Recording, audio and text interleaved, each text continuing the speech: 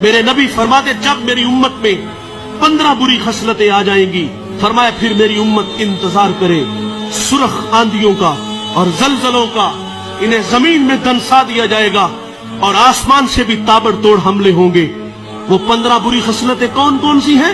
फरमाया जब हुक्मरान तबका सरकारी खजाने को दोनों हाथों से लूटना शुरू कर देगा। वल अमानतु मगनमन, जिसके पास अमानत रखी जाएगी वो जाती माल समझ के हड़प कर जाएगा। वस ज़कातु मगरमन, मालदार लोग ज़कात देना छोड़ देंगे।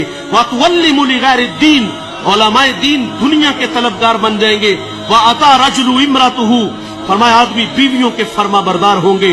व अक्का उम्मुहु, माओ के नाफरमान हो जाएंगे। व अदना सदीकहु, दोस्त के साथ हुस्ने सुलूक से पेश आएंगे। व अक्सा अबाहु, बाप के साथ बदसलूकी करेंगे। एक सहाबी अर्ज करते हुजूर कयामत कब आएगी? कोई निशानी इरशाद फरमा दे। फरमाया जब माएं जलील हो जाएंगी तो कयामत आ जाएगी। फरमाया ये दोस्त को देखकर बाहें फैलाएंगे, बाप को देख के रास्ता बदल लेंगे।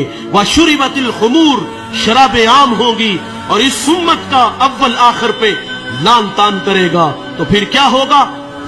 और हम उनको क़यामत के बड़े अजाब से पहले दुनिया के अजाब का भी मजा चखाएंगे। शायद वो हमारी तरफ लौट आए। और उस शख्स से बढ़कर जालिम कौन जिसको उसके परवरदिगार की आयतों से नसीहत की जाए तो वो उनसे मुंह फेर ले। हम गुनाहगारों से जरूर बदला लेने वाले हैं।